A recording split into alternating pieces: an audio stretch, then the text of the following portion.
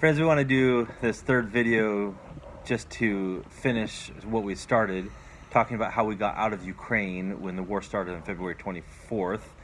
And the reality is that it took us about 24 hours to get out. And once we got into Chisinau, Moldova, after 24 hours of travel, we kind of breathed a sigh of relief, but it wasn't a very long sigh of relief. And I kind of knew that once we got here, probably it was going to be a busy time as well, because we saw that so many refugees were coming, and a lot of people connected with our church were coming out at that time as well. And our group, our church group that was evacuating the following day, they actually caught up with us, and because they were crossing on foot. And so when we got to Chisinau, we basically had just a few hours of rest, and then our team, our group from Odessa International Fellowship came. And on top of that, there was very little rest because Caleb's phone got out to the international community in Odessa, and so people were calling all hours of the night, and they were not thinking that we were humans and we were sleeping at night, so they were trying to get a hold of us to find out how they could evacuate. But I do want to say how grateful I am for the Moldovan church, and their response to this crisis was really encouraging to see. And so many people from the church got together to provide housing, transportation, to feed, and do all kinds of things. And that was just really, I think it was a very strong testimony to all of these people who are coming out. Many of them were connected with our church. Some of them were loosely connected with our church. But we had people, like Christine said, calling me at all hours of the night. And our group that we'd sent just after us, they arrived we arrived on Friday, right? They arrived Friday night, and thankfully the church took care of them, and they put them up in the church for the night. And one of the amazing things that happened was that I went over there the next day on Saturday, met with them, and the pastor there, who works with our agency actually, he said, well, listen, I have a friend, he has a house, maybe your church members can stay in this house. And his friend came over, who was Moldovan, and I realized that this is Edward, and I knew him. Christina has known him. We've stayed in his house. We've known him for many years. We haven't seen him for many years, and it was so wonderful to see this old friend. And he said, "Yeah, I've got this house. They can stay there." We went over there, and the next day we took our students. We took 21 people over to this house to stay. Basically all Africans. Well, there's a Nepalese in there, I think, as well. And what a wonderful blessing. All of our people were just so amazed at how well that they were taken care of. Yes, but I also would like to commend Moldovan government for providing a lot of help for refugees, because Moldova is not a very large country, neither is it a very rich country. And it did take a lot of refugees. They might not have stayed here, but they came through Moldova, and it's a large number compared to the population of Moldova. It's a large number of refugees, and Moldovan government provided for them to go from the border to the capital city of Chisinau and on. And for our Indian students that we knew, they called us one night and they said, "Oh, we're coming." And Caleb said, "Well, how many?" And they said, 45 of us. I said, "Oh, okay, well, 45 people is not very easy." Yeah, and at that point, we were like, technically, we could just, it's a small church that we're working with here. They basically have two rooms. One is a kind of sanctuary where they meet, and they just have chairs in there, so they pull the chairs out. We actually bought mattresses just to put down on the floor, blow-up mattresses. And then another room that's sort of like a fellowship room. And so I know at times they've had 20, 25, maybe a few more people in there. I think technically they had 40, maybe a little over 40 mattresses. And so one of my students actually, from Russian students, called me up. It's like, "Yeah, we have 45 people coming in this bus." I was like, "Oh wow, okay, we'll try and house you all in the church at least for a night or two, till we can get you on further." And they said, "There's 3 buses," and I was like, "Oh no, there's no way we can do that." Thankfully, they ended up going to the army barracks here in Chisinau, and so I went and visited them later, and I think ultimately they ended up with somewhere 250, 300 Indian students in the Army barracks there.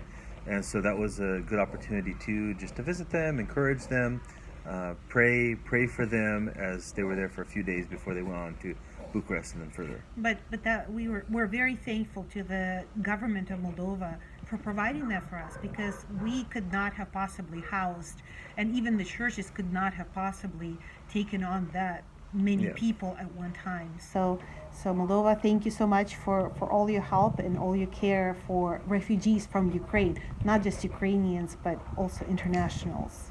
But then, of course, along with that was just, like Christina said, constantly, especially from the African community, people were calling me saying, hey, you know, I'm coming across the border. Where should I go? What should I do? As well as some Ukrainians. And so it was just, it was kind of like playing, what is the game called where the blocks are coming down? Tetris? Tetris, yeah. It was like playing Tetris, and the blocks are coming down faster and faster. Okay, gotta put somebody here and put somebody there, and then maybe somebody's leaving. maybe get rid of a few people so you can put some more people there. And for a while, for a couple of weeks, it was like that. It was pretty intense.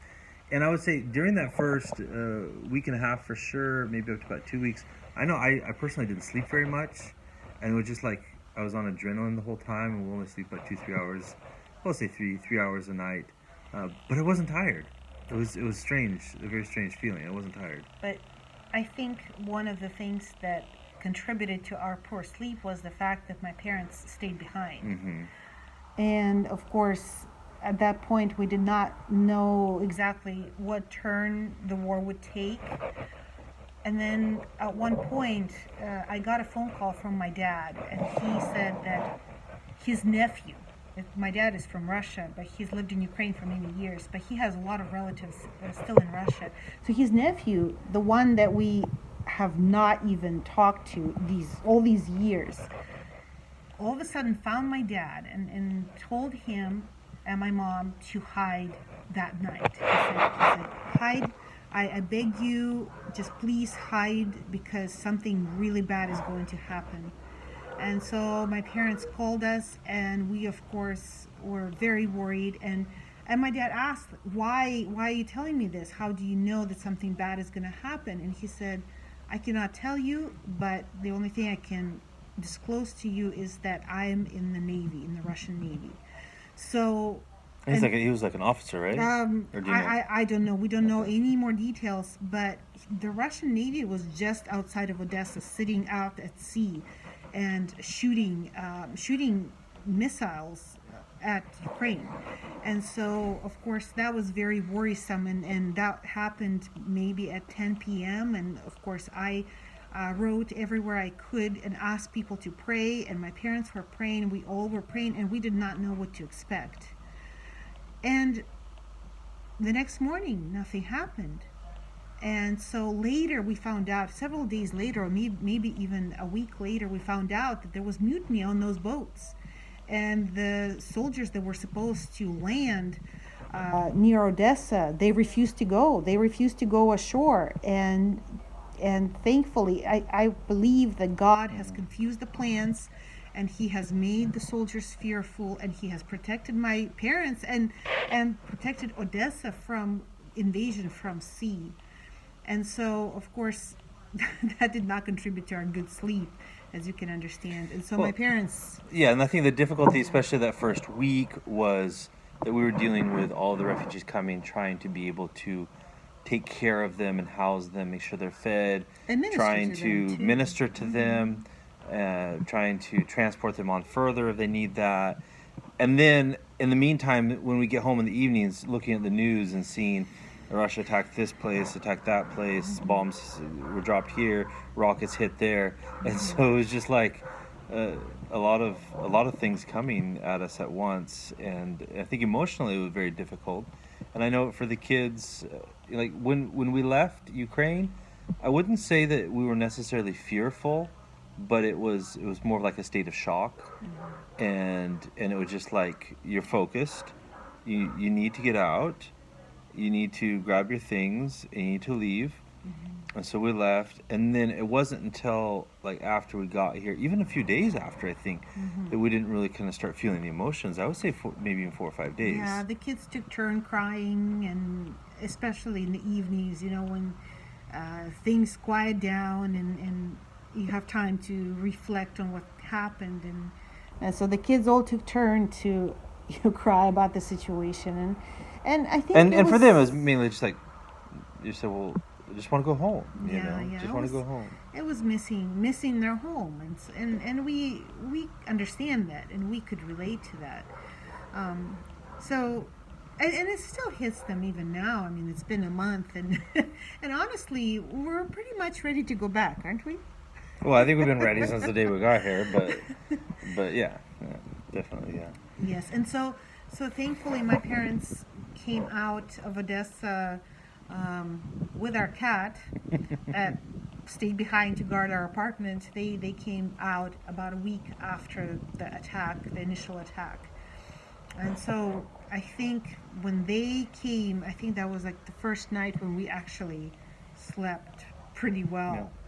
And we're able to relax, and the first week, I think you run on adrenaline, and it's just a very sickening feeling, because I think your body is really not made to run on so much adrenaline all the time, And so little sleep. and so I think we And, were. well, okay, here's the weird thing for us, like, we didn't really enjoy food, because Yeah, I mean, it was difficult. It was difficult to really enjoy food, because your mind is constantly going, and you're not even thinking about what you're eating, and it's just kind of like a nuisance, like I mean, obviously we ate. We're not. We're not We starving, could have no. gone longer without eating, but it was just a very strange. Like, it was almost like food had no taste, and you just kind of put it in your mouth because you know that you need the energy to keep on going on. But I want to say a little bit too about the ministry here. The first Sunday we were here, we actually invited all of our internationals to come and do a joint service with the Moldovan church, and that was very interesting, because the church that we were working with here is a small church of about 30 or so, and I think that we had maybe 35 internationals. And so I think we had more internationals than we had locals at the church service. So the church was packed. And so we did this church service in Romanian, Russian, and English, and in 3 languages, which obviously we cannot continue to do that forever. But for that one particular Sunday, we did it in 3 languages. I think it was a big blessing for everyone. And so I preached in English. Did I preach in English? What did I preach in? Do you remember? No, I can't remember now. Sorry, I have to put my I'm pretty glasses on. sure I preached in English, because we had all of our internationals there. A lot of them didn't know Russian, and then they translated it into Russian. A lot of the Moldovans at least can understand Russian. If maybe they don't speak it that well, but they can understand it.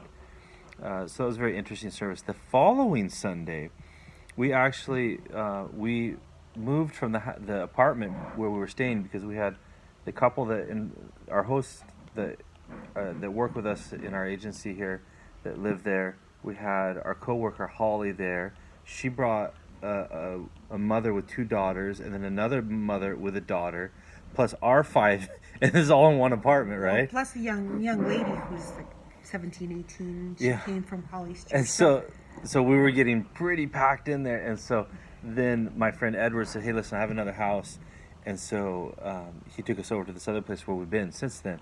Very, very nice place. We're very, very grateful for it. Mm-hmm. And so the second Sunday, we actually just did a service in the house where we're staying here, because in addition to our family, Christina's parents came, and then we had another pastor family with their 3 kids staying with us, and then we had another couple from our church staying with us. And so I don't remember how many people it was, but we had enough people for. And a student, Rayma. And we had Rayma, we had a Nigerian student who's still staying with us, actually. And you can probably see his story. We'll put a link to his story. I will post some of the stories of some of the people who came out. They're pretty spectacular. And so we just did a service here in the house, and then we did that service in Russian, and then we went to the African house I call the African Palace, where we had like 20-something Africans. We did a service there in English. And then by God's grace, we actually, for our Africans, we found a camp in western Romania where we sent about 12 or 13 of them These are all students. They're all still in school. They're all still doing their classes online, but they can't go back. And so a bunch of our students are still there in Western Romania, yeah, at this called Camp Falcon Rock.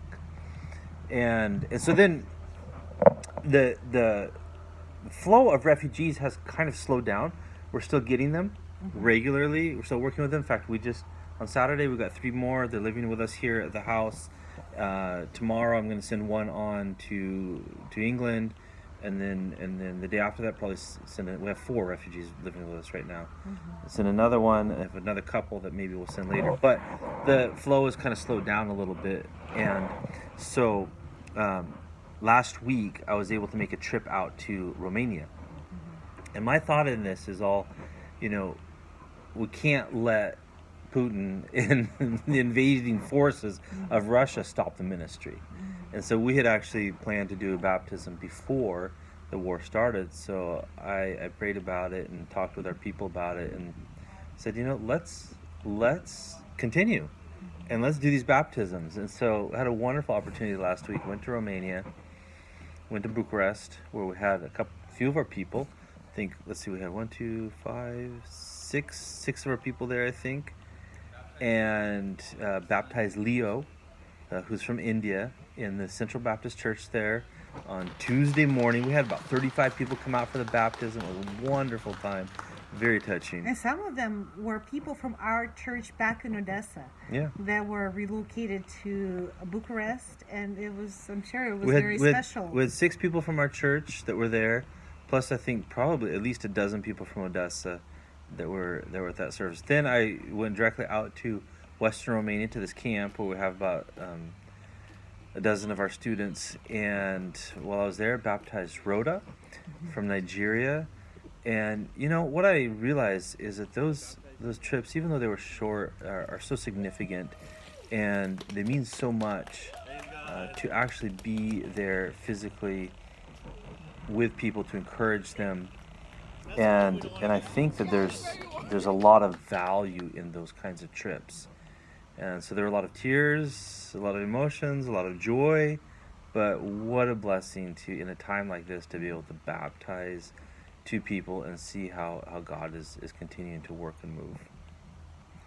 And so we want to thank you again for all of your prayers, for your continued prayers and your donations. We're just so extremely blessed to see such outpouring. And the donations have been so generous that we were able to help many, many people in Ukraine. Many churches are feeding people who don't have any means to buy food. We're thankful that Odessa is actually going back to somewhat of a normal life. Businesses are opening, there are groceries available. It's somewhat limited, but still it's very livable. And so please pray for us as we contemplate maybe not moving back completely, but maybe making trips back if the Lord opens the door and allows for that. Well, and if things change, moving back to Odessa too. Absolutely. And of course, our church is scattered at this point. We served with internationals, but many of them went home. Some of them are in Romania, like Caleb said. Others are in other places in Europe. But God has equipped us in a very special way that we are not only able to serve internationals, but we can also serve Ukrainians. And knowing the language has really been beneficial. Well, you have a Ukrainian coming in this evening, right?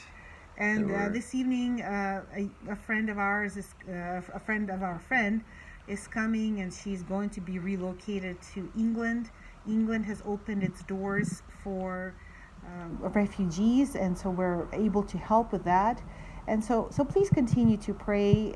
Please continue to pray that the negotiations would enable Ukraine to move forward.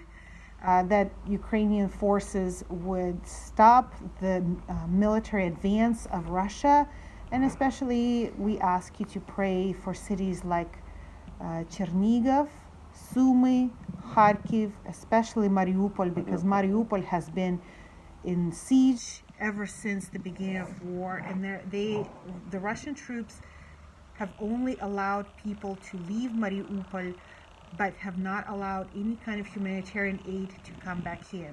They're forcefully taking people from Mariupol to Russian Federation, and so they're taking people from the maternity hospitals, they're taking people from hospitals, doctors and patients, babies, children, and we unfortunately Ukraine does not have a good record of who is being taken out. So that's just basically kidnapping lots of people into Russia, and we pray that God would change that flow of things, that He would stop those evil plans. Please pray with us that the war would be over soon. And in the meantime, we are continuing to work with refugees and providing for churches in Ukraine that are helping those in need, because there's just a lot of need in Ukraine now.